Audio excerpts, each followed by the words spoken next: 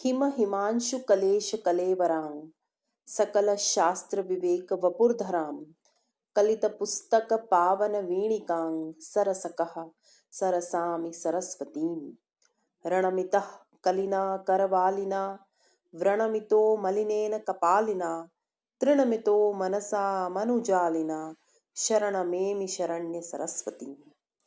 नमः सरस्वत्यै। सर्वेभ्यो नमः। प्रिय विद्यार्थिनः, सांख्यशास्त्रस्य अस्यां कक्षायां भवद्भिः सांख्यविषये बहवः विषयाः ज्ञाताः। गतकक्षासु भवन्तः 25 तत्त्वानां सामान्यस्वरूपं ज्ञातवन्तः। प्रकृतेः पुरुषस्य च विशिष्टस्वरूपमपि भवद्भिर्ज्ञातम्। गतकक्षायाम् अस्माभिः 25 तत्त्वेषु महत्तत्त्वस्य विषये चर्चा कृता। तत्र बुद्धेः स्वरूपं भवन्तः दृष्टवन्तः। अध्यवसायो बुद्धेः धर्मः, असाधारणव्यापारः, निश्चयः बुद्धेः भवति। निश्चयात्मिका वृत्तिः बुद्धिः इति भवन्तः ज्ञातवन्तः। बुद्धेः अष्टधर्माणां विषये भवद्भिर्ज्ञातम्। सात्विकधर्माः, तामसधर्माश्च, धर्मः, ज्ञानं, वैराग्यम्, ऐश्वर्यञ्च बुद्धेः सात्विकधर्माः। वैपरीत्येन पश्यामश्चेत् अज्ञानम्, अधर्मः, अवैराग्यम्, अनैश्वर्यं च बुद्धेः तामसधर्माः। एवं बुद्धेः स्वरूपं विस्तरेण भवद्भिर्ज्ञातम्।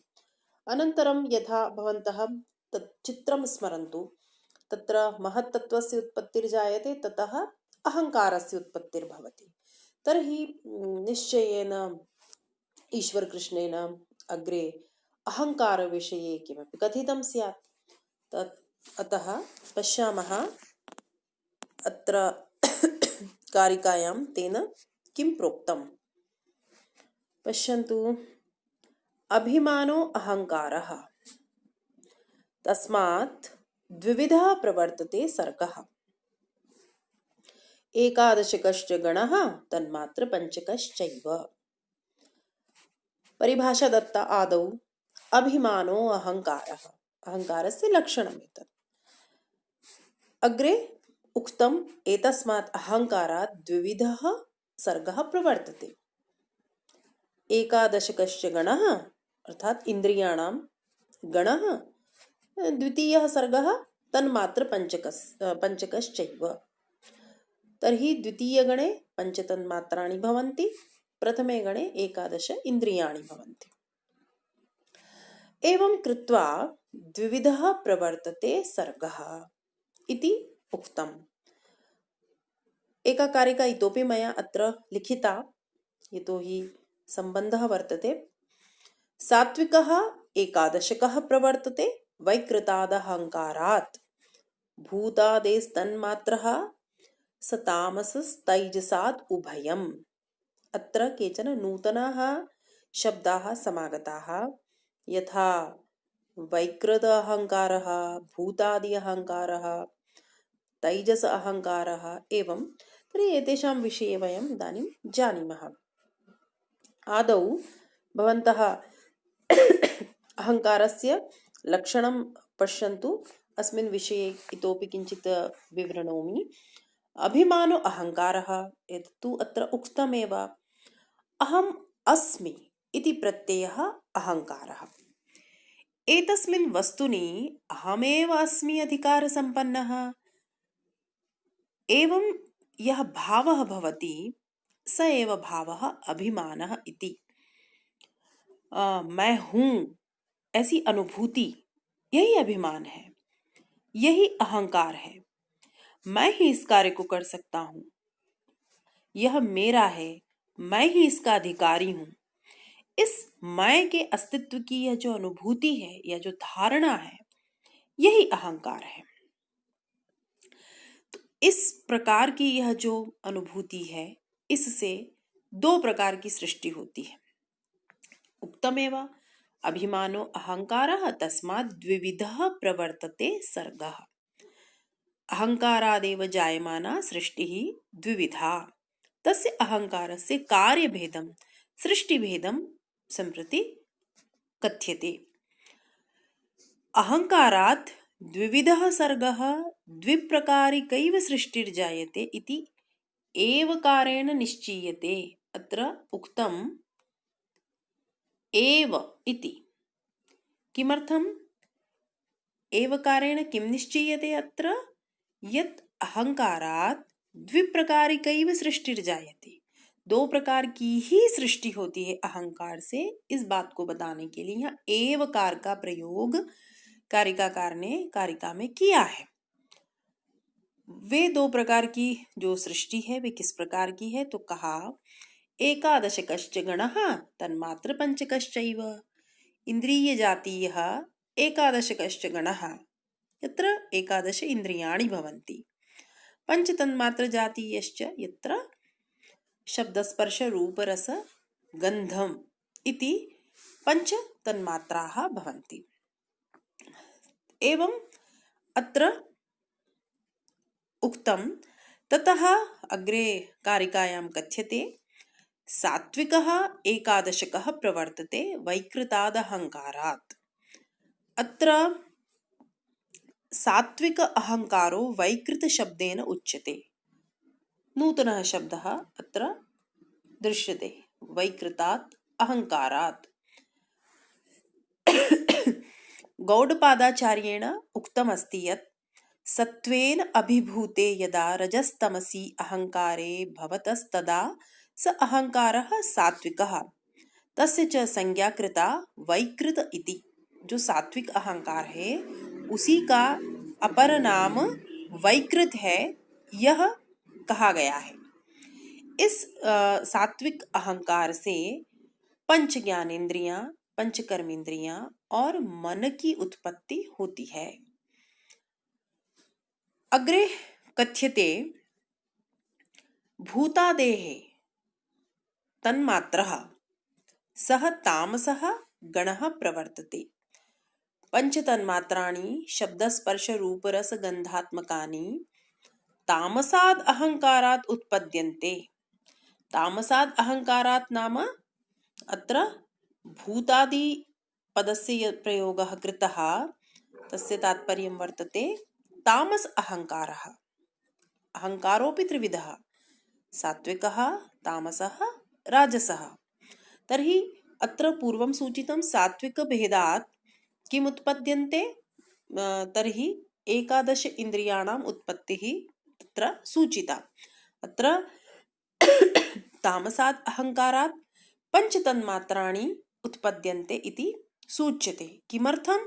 यतोहि तन्मात्रगणः अपि तामसः एव भवति। पुनः अस्माभिः पूर्वमेव ज्ञातम् अस्ति यत् यथा कारणं तथैव कार्यं।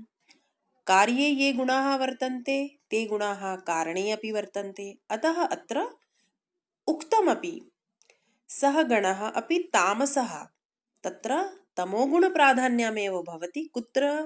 पंचतन्मात्रासु। अतः अत्र स्पष्टं कृतं यत् पंचतन्मात्राणि भूतादेः अहंकारात् अथवा तामसाद् अहंकारात् उत्पद्यन्ते। अग्रे प्रश्नः भवति तैजस अहंकारस्य का आवश्यकता? तैजस अहंकारः नाम राजस अहंकारः। तर्हि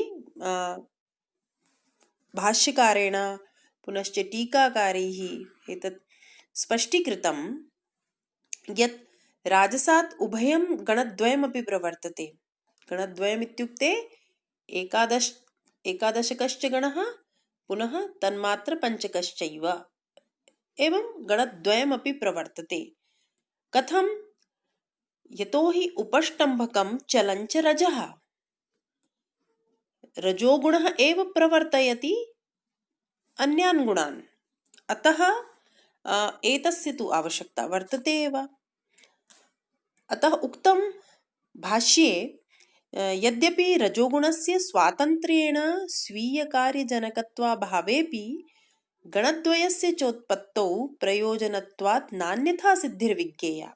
अर्थात ये दोनों गुणों को प्रवृत्त करता है इसीलिए ये भी कारण है, प्रयोजक है, इसे व्यर्थ नहीं मानना चाहिए। जैसे हमने बुद्धि के भेद में भी देखा कि जो रज का अंश है वह उभय रूप से सम्मिलित है, उभय स्थल में दिखाई देता है, सत्व में भी तम में भी, क्योंकि प्रवर्तन तो रज के पास ही है, रजोगुण का ही वह प्रभाव है, रजोगुण का ही वह धर्म है।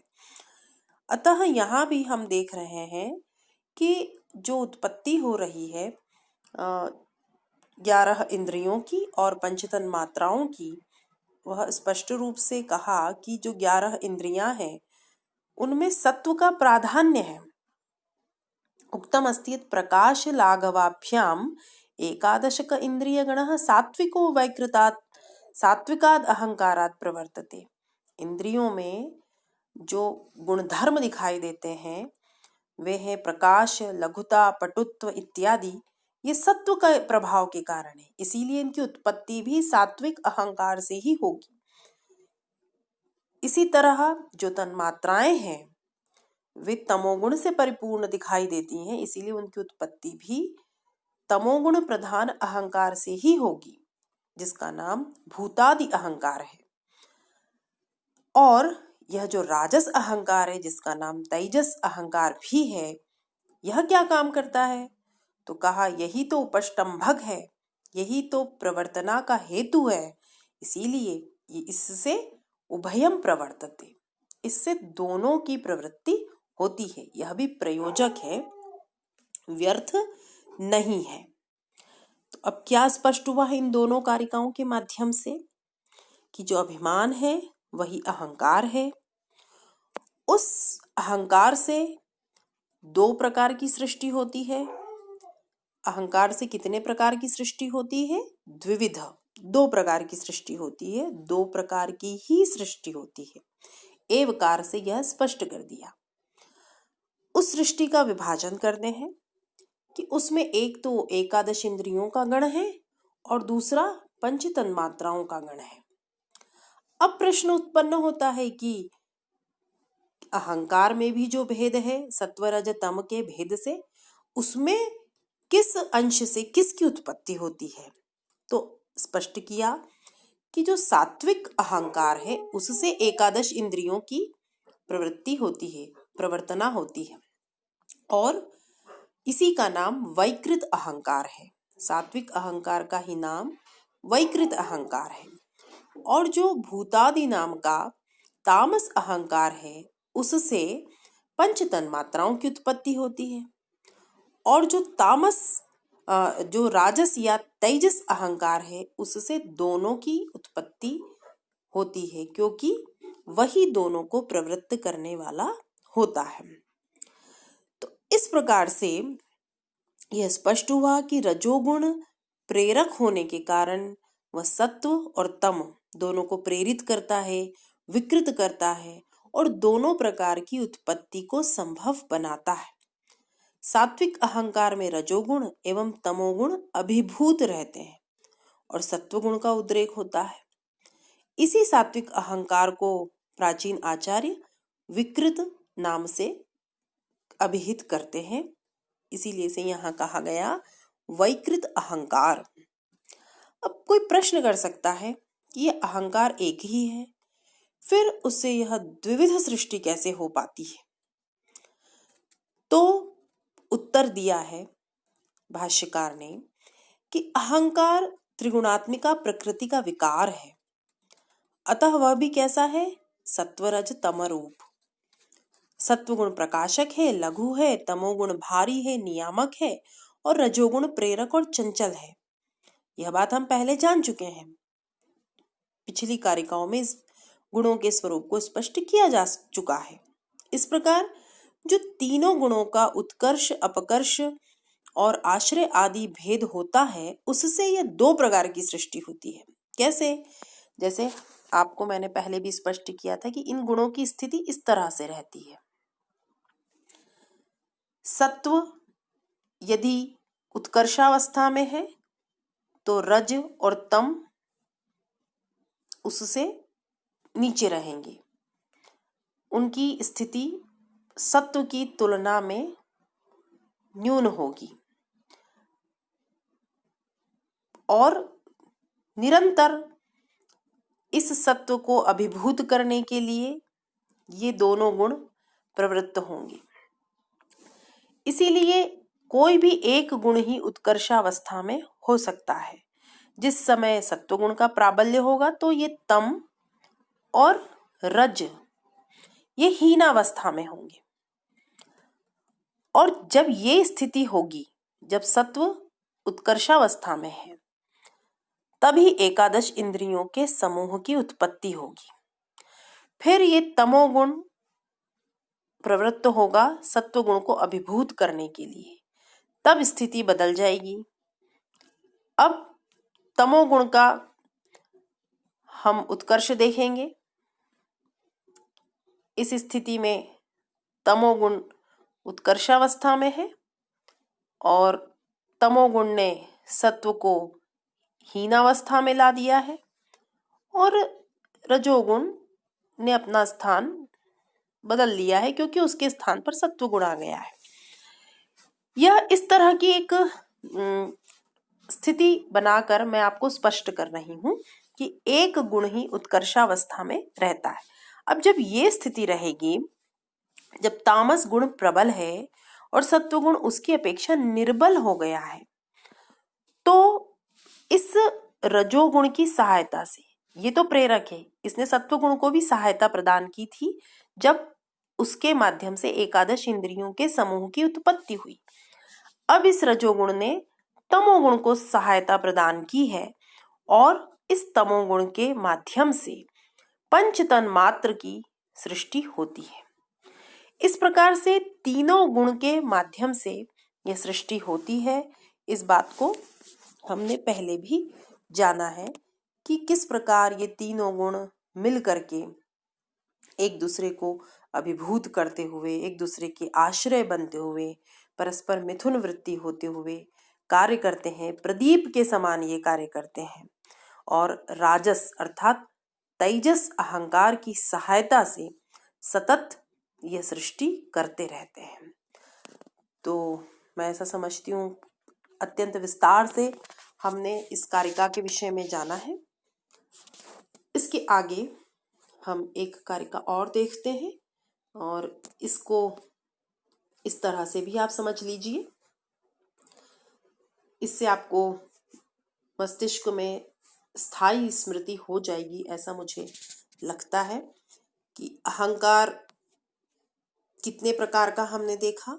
सत्वरज तम के प्रभाव से 3 प्रकार का, वैकृत अहंकार, भूतादि अहंकार और तेजस अहंकार। वैकृत अहंकार ही सात्विक अहंकार है, भूतादि अहंकार ही तामस अहंकार है और तेजस अहंकार का ही नाम राजस अहंकार है। तर्हि एतावत् भवद्भिः स्मरणीयम्। अग्रे सूचितम् अहंकारात् सृष्टिः कथं जायते। तर्हि द्विविधः प्रवर्तते सर्गः।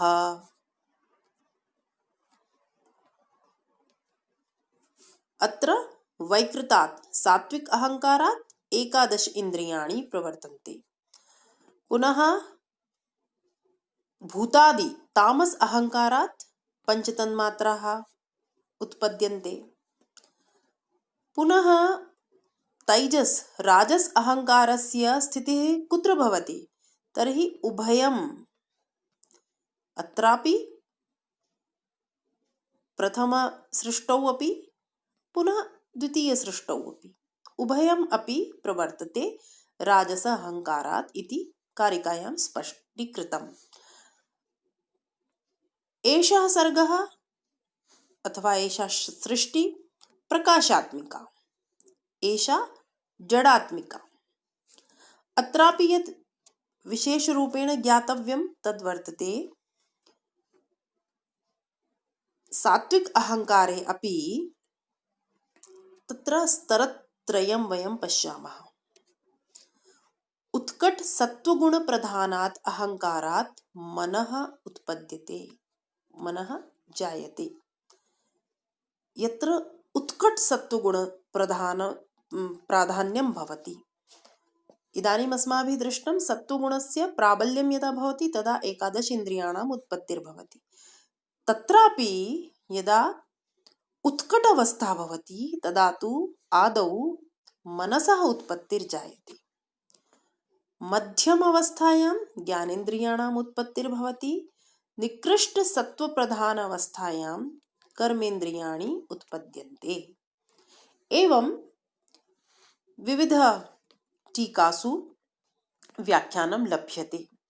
तर्हि भवद्भिः दृष्टं यत्र एकस्यामेव कारिकायां बहु किमपि ईश्वरकृष्णेन उक्तं वर्तते। अहङ्कारस्य स्वरूपं तेन विस्तरेण प्रतिपादितम्। तर्हि अग्रे गच्छामः। अग्रे कथ्यते बुद्धीन्द्रियाणि चक्षुः श्रोत्रघ्राणरसनत्वगाख्यानि वाक्पाणिपादपायुपस्थानि कर्मेन्द्रियाण्याहुः। अर्थात इंद्रियाणि अत्र द्विविधानि, बुद्धीन्द्रियाणि कर्मेन्द्रियाणि। बुद्धीन्द्रियाणि आहुः, कर्मेन्द्रियाणि आहुः। यतो हि गतकारिकायां एतेषां विवेचनं आगतम् अस्ति। तर्हि तत्र प्रश्नः जायते, जिज्ञासा भवति, कानि बुद्धीन्द्रियाणि कानि कर्मेन्द्रियाणि। तर्हि अग्रे स्पष्टीकृतम्। चक्षुः, श्रोत्रम, घ्राणम, रसना, त्वक, ये हमारी ज्ञानेन्द्रियां हैं। इन्हीं को बुद्धि इंद्रिय भी कहते हैं। ज्ञानोत्पादक इंद्रियाणि अर्थात बुद्धि इंद्रियाणि। कर्मेन्द्रियाणि अपि पंच, वाक्, पाणि, पादौ, पायुः, उपस्थम। वाक् वाणी, पाणि अर्थात हाथ, पादौ अर्थात दो पैर, पायुः जो है वह मलोत्सर्ग इंद्रिय और उपस्थ जननेन्द्रिय। तो इस तरह से 5 ज्ञानेन्द्रियां और 5 कर्मेंद्रियों की उत्पत्ति को बताने के बाद उनका अलग अलग जो है विवरण दिया है कि 5 कर्मेंद्रियां क्या है, उनका अभिधान बताया है और 5 ज्ञानेन्द्रियों के बारे में बताते हैं। इंद्रिय की परिभाषा यहाँ मैंने लिखी है। सात्विको अहंकार उपादानं यस्य तत्तथा तस्य भावस्तत्वम्। अर्थात सात्विक अहंकारोपादनकत्वम् इंद्रियत्वम्। सात्विक अहंकार जिसका उपादान कारण है। अभी हमने देखा पिछली कारिका में कि इंद्रियों की उत्पत्ति सात्विक अहंकार से होती है। अर्थात इंद्रियों की उत्पत्ति में जो उपादान कारण है वह क्या है? सात्विक अहंकार। तो लक्षण बन गया सात्विक अहंकारोपादनकत्वम् इंद्रियत्वम्। तर्हि एवं कृत्वा इंद्रियपदस्य परिभाषा भवद्भिः दृष्टा। तो आप समझ गए, ये अत्यंत सरल ही विषय था कि जो 5 ज्ञानेन्द्रियां हैं, चक्षु, कान, नाक, जिह्वा और त्वचा, और जो 5 है कर्मेंद्रियां, वाणी, हाथ, पैर, पायु और उपस्थ। तो इस तरह से ये 10 इंद्रियों की चर्चा इस कारिका में की। अब बचता है मन, वह उभय इंद्रिय है, उसका विमर्श अगली कारिका में किया गया है। क्योंकि उसकी गणना, मन की गणना इंद्रियों में होती है, किंतु वह अंतर इंद्रिय है और ज्ञानेन्द्रियां और कर्मेंद्रियां बाह्य इंद्रिय है। ये जो बाह्य इंद्रियां होती है यह ज्ञान को एकत्रित करके मन को समर्पित करती है और मन ही उस सूचना के आधार पर संकल्प विकल्प करता है। ज्ञानेन्द्रियां सात्विक अहंकार जन्य है, हमने अभी जाना। इसीलिए ये रूप, रस, गंध आदि विषयों का प्रत्यक्ष करती है। इसीलिए इनका नाम ज्ञान इंद्रियां या बुद्धि इंद्रिय है। ये प्रत्यक्ष ज्ञान करने वाली इंद्रियां हैं। अब आगे अभी इनके हम कार्य भी पढ़ेंगे। जैसे रूप का ज्ञान कराने वाली ज्ञानेन्द्रिय जो है वह चक्षु है। शब्द का ज्ञान कराने वाली इंद्रिय श्रोत्रेंद्रिय है। गंध का ज्ञान कराने वाली इंद्रिय घ्राणेन्द्रिय है। रस का ज्ञान कराने वाली इंद्रिय रसनेन्द्रिय है। स्पर्श का ज्ञान कराने वाली इंद्रिय त्वचा है। और जो बोलने का कार्य करती है वह इंद्रिय वाणी है। आदान प्रदान करने वाली इंद्रिय पाणी अर्थात हाथ है। गमनागमन करने वाली जो इंद्रिय है वो पाद इंद्रिय अर्थात पैर है। मल आदि का विसर्जन करने वाली इंद्रिय पायु है। और जो जननेंद्रिय है, जो जनन करती है, उत्पन्न करती है, उसका नाम उपस्थ है। तो ये 10 इंद्रियां सात्विक अहंकार से उत्पन्न होती है। इनमें जो अवशिष्ट है वह मन है। उस मन का स्वरूप हम कल देखेंगे। वह उभय इंद्रिय है और उसका निरूपण अगली कारिका में ईश्वर कृष्ण ने किया है। तर्हि तस्य विषये वयं श्वः एव ज्ञास्यामः। तर्हि अद्य अहं चिन्तयामि भवद्भिः अहङ्कारस्य विषये विस्तरेण अवगतं स्यात्। ततः अहङ्कारात् सृष्टिः कथं जायते इति ज्ञातं। तत्रापि नूतनानि पदानि समागतानि तेषाम् अर्थं भवन्तः ज्ञातवन्तः स्युः। पुनः अस्माभिः दृष्टम् इन्द्रियाणि, बुद्धीन्द्रियाणि, कर्मेन्द्रियाणि कानि भवन्ति तेषां नामानि भवन्तः ज्ञातवन्तः। मनसः विषये श्वः पठामः। तर्हि अद्य अत्रैव समापयामः। पुनर्मिलामः। शुभरात्रि। सर्वेभ्यो नमः।